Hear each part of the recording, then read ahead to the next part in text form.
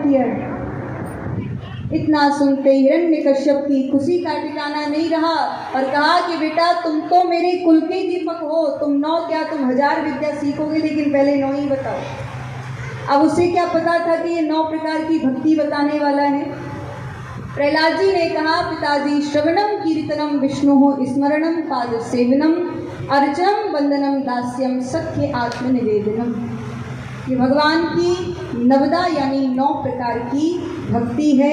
श्रवणम कीर्तनम विष्णु, भगवान की कथाओं का श्रवण करना, भगवान के नाम का स्मरण करना। अर्चनम वंदनम दास्यम सख्य आत्मनिवेदनम, भगवान के नाम की अर्चना करना, भगवान के नाम की वंदना करना। पाद सेवन, भगवान के चरणों की सेवा करना, भगवान को दास्य भाव से भजना, भगवान को सखा भाव से भजना। और 9वीं भक्ति बताई गई है, बोले अंत में अपनी आत्मा को भगवान को समर्पित कर दी। अब इनमें से तुम्हें जो भक्ति सरल लगे वो तुम कर सकते हो। लेकिन ये बात में हिरण्यकश्यप को अच्छी लगेगी। क्रोध आ गया, चारों सेवकों से कहा कि जाओ प्रहलाद को ऐसे पहाड़ से गिराओ कि इसकी हड्डियों का भी पता ना चले। सेवकों को आदेश मिला, प्रहलाद जी को पहाड़ से गिराया। जल के देवता हैं वरुण, उन्होंने प्रहलाद जी की रक्षा की। उसके बाद हिरण्यकश्यप ने दोबारा प्रहलाद जी को मारने का प्रयत्न किया। हाथियों के मध्य में फेंका, हाथियों को भांग पिलाई, हाथी नशे में झूमने लगे। प्रहलाद जी को बीच में फेंक दिया। प्रहलाद जी ने हाथ जोड़ लिए, गणेश जी की वंदना करने प्रारंभ कर दी। गाइए गणपति जगवंदन शंकर सुवन भवानी जी के नंदन। हाथियों ने प्रहलाद जी को अपनी सूंड से उठाकर पीठ पर बिठा लिया। प्रहलाद जी कीर्तन करने लगे, हाथी झूमने लगे। प्रातः काल का समय हुआ। हिरण्यकश्यप ने चारों सेवकों को भेजा, कहा कि जाओ प्रहलाद की हड्डियां पड़ी होंगी, उन्हें बाहर फेंक दो। चारों सेवक पहुंचे, देखा वहां तो कीर्तन हो रहा है। सेवक दौड़े दौड़े हिरण्यकश्यप के पास गए, बोले महाराज वहां तो कीर्तन हो रहा है, काई की हड्डियां। हिरण्यकश्यप चिंता में बैठ गए। उसी समय इसकी बहन आई होलिका देवी। होलिका देवी ने पूछा, भैया क्यों बैठी हो चिंता में? हिरण्यकश्यप, इस प्रहलाद ने मेरे नाक में दम कर रखा है, ये मुझे दिखा दिखा करके मेरे शत्रु का नाम लेता है। होलिका देवी ने कहा, भैया मुझे अग्नि का वरदान है, मैं प्रहलाद को गोद में लेकर के बैठ जाऊंगा, प्रहलाद जलकर राख हो जाएगा, मैं बच जाऊंगा। क्या करना होगा? बोले सबसे पहले ही लकड़ियों की चिता बनवा। लकड़ियों की चिता बनी। होलिका देवी प्रहलाद जी को अपनी गोद में लेकर के बैठ गई और जैसे ही आग लगी तो अग्नि देवता कांपने लगे। सोचने लगे कि हमने होलिका को इसीलिए वरदान दिया था कि तुम भक्तों की रक्षा करना, इसलिए वरदान थोड़ी ना दिया था कि भक्तों को जलाना। आज मेरा वरदान झूठा निकल जाए, लेकिन होलिका को प्रसाद देना ही पड़ेगा। और ऐसी आग लगी, होलिका देवी जलकर राख हो गई। प्रहलाद का बाल भी बांका नहीं हुआ। इसीलिए गोस्वामी जी ने लिखा है, जो अपराध भगत कर करई, जो अपराध भगत कर करई, जो अपराध भगत कर करई, जो अपराध भगत कर करई, राम रोस पावक सो जरई, राम रोस पावक सो जरई, राम रोस पावक सो जरई। जो भगवान के भक्तों का अपमान करता है या जो भगवान के भक्तों के लिए गड्ढा खोदता है, नष्ट हो जाता है। ऐसी आग लगी, होलिका देवी जलकर राख हो गई।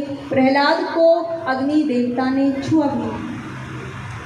प्रातः काल का समय हुआ। हिरण्यकश्यप गाजे बाजे के साथ अपनी बहन का स्वागत करने चल दिया। बोला, कहाँ है बहन जी, बुलाओ बहन जी को। अब बहन जी हो तब तो आवे, बहन जी तो ऊपर पधार गई। चारों सेवक पहुंचे, देखा बहन जी तो थी नहीं, प्रहलाद भाई साहब माला फेर रहे थे। सेवकों ने पूछा कि कहाँ है बहन जी? प्रहलाद ने कहा बहन जी तो ऊपर पधार गई। बुआ जी कहती थी अगर तुम जिंदा रहोगे, भगवान का भजन भी करते रहोगे, हमको तो मरना ही है और बुआ जी हमको छोड़ दो। हिरण्यकश्यप घबराने लगा, बहन जी नहीं मार पाई, अब इसे कोई भी नहीं मार पाएगा, अब ये मुझे ही मार डालेगा। सेवक बोले क्या महाराज आप एक बालक से डर रहे हो, जेल में बंद कर दो, 4 दिन भोजन नहीं मिलेगा, नारायण लक्ष्मी सबको भूल जाएंगे। हिरण्यकश्यप ने प्रहलाद जी को जेल में भी बंद किया।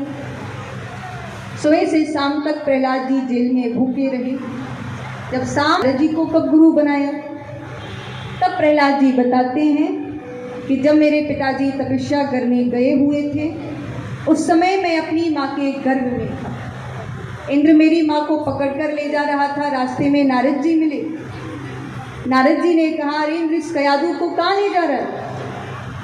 इंद्र ने कहा कि इसके गर्भ में मेरे शत्रु का बेटा है, मैं उसे मार दूंगा और इस कयादू को छोड़ दूंगा। नारद जी ने कहा अरे इंद्र तुम जैसे हजारों इंद्र उसका बाल भी बांका नहीं कर सकते, अगर तुम उसे मार दोगे तुम्हारा सत्यानाश हो जाएगा। इंद्र घबरा गया, कयादू को छोड़ करके भाग गया।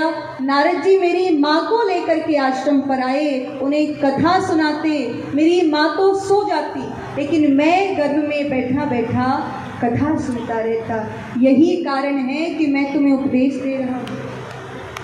बालकों ने कहा अगर हम भजन करने लगेंगे तो तुम्हारे पिताजी हमको फांसी से लटका देंगे। प्रहलाद ने कहा हमारे भगवान के इतने बड़े बड़े हाथ हैं कि वो हर जगह से भक्तों की रक्षा कर ही लेते हैं। इसका प्रमाण मैं हूँ। मुझे पहाड़ से गिराया, अग्नि से जलाया, हाथियों के मध्य में फेंका, जेल में बंद किया, फिर भी मेरा बाल बांका नहीं हुआ। बालकों ने कहा फिर क्या, तो ढंग से ही कीर्तन होने दो।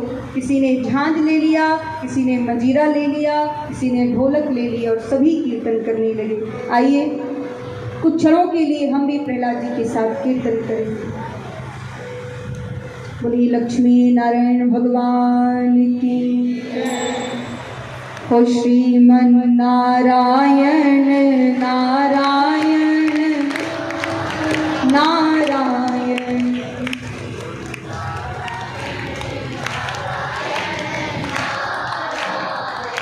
हो। श्रीमन नारायण नारायण नारायण श्रीमन नारायण नारायण नारायण हो। भजमन नारायण नारायण नारायण भजमन नारायण नारायण नारायण नारायण नारायण नारायण श्रीमन नारायण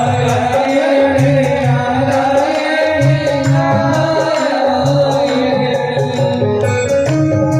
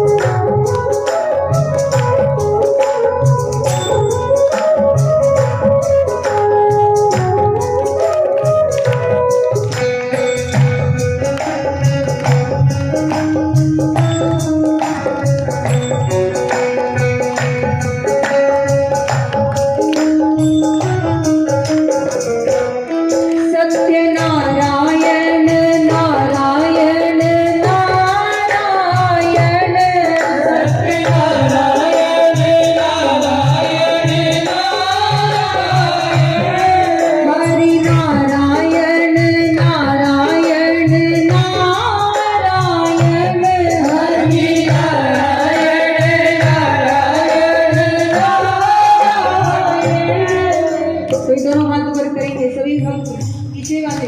ओ श्रीमन नारायण नारायण नारायण श्रीमन नारायण नारायण नारायण ओ भगवान नारायण नारायण नारायण भगवान नारायण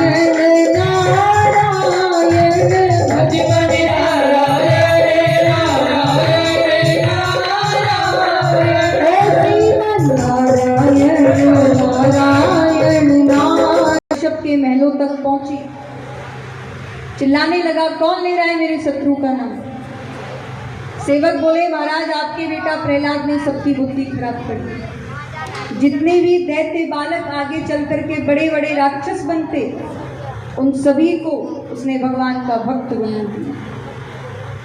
हिरण्यकश्यप को क्रोध आ गया और जहाँ कीर्तन हो रहा था वहीं तलवार लेकर के पहुंचा, एक जमीन पर मुक्का मारा और कहा कि दुष्ट कहीं के, हमारे क्रोध करने से त्रिलोकी कांप जाती है, बता तू किसके बल से मेरा तिरस्कार कर रहा है।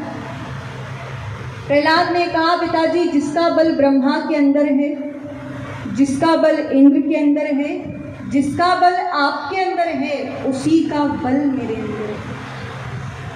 हिरण्यकश्यप ने कहा कि तुझे देखूंगा बाद में, पहले तेरे भगवान को देखूं, कहाँ है भगवान।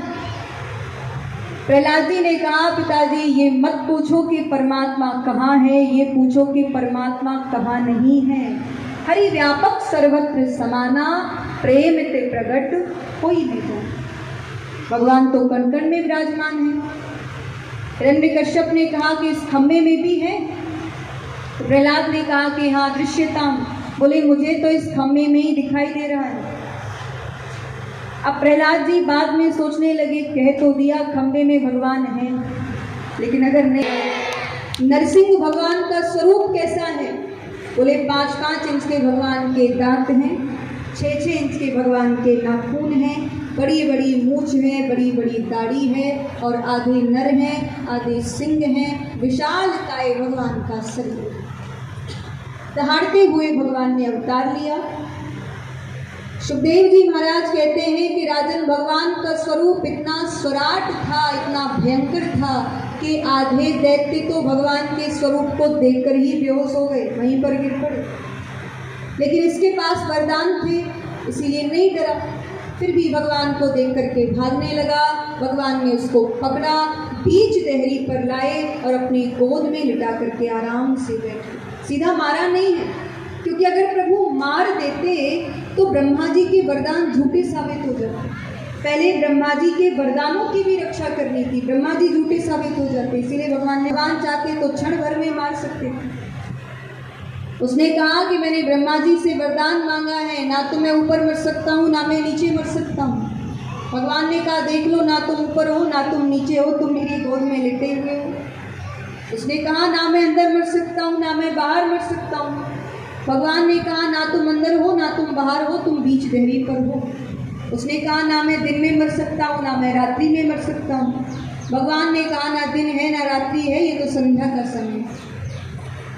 उसने कहा ना तो मैं अस्त्र से मर सकता हूँ ना मैं शस्त्र से मर सकता हूँ।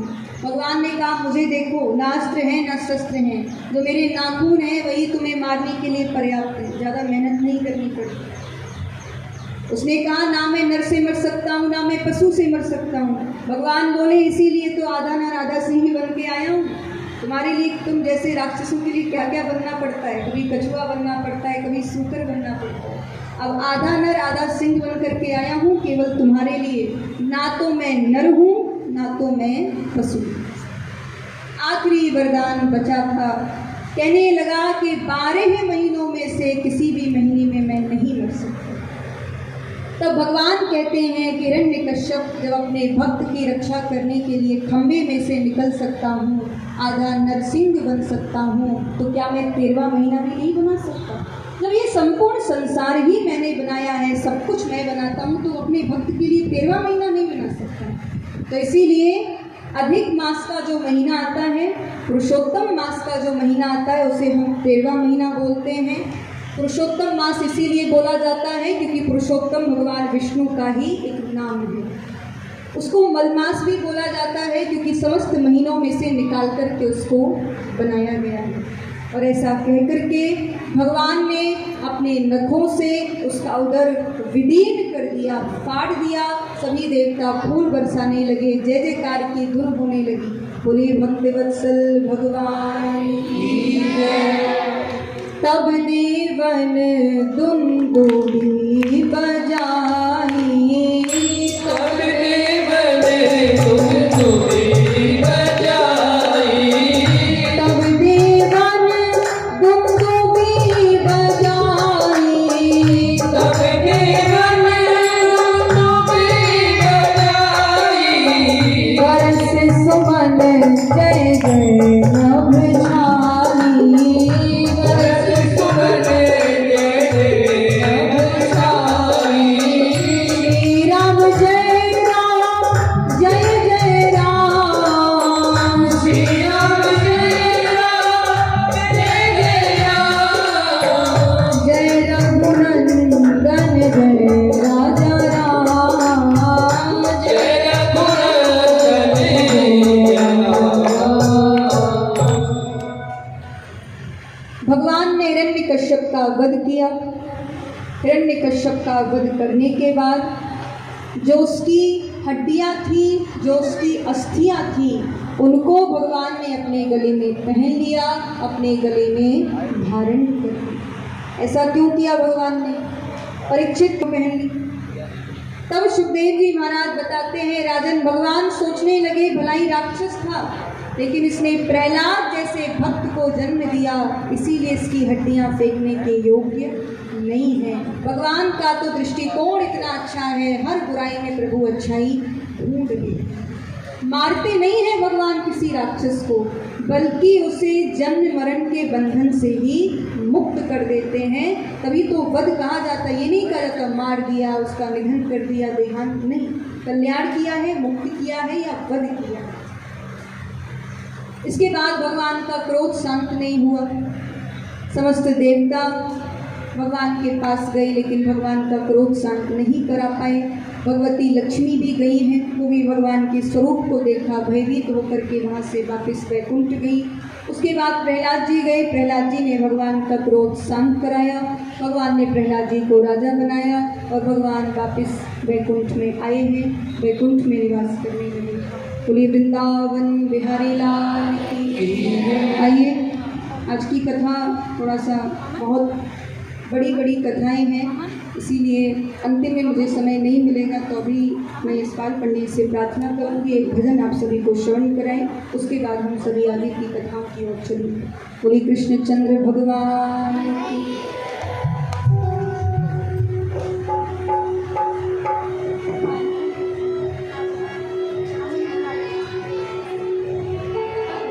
श्री राम श्री राम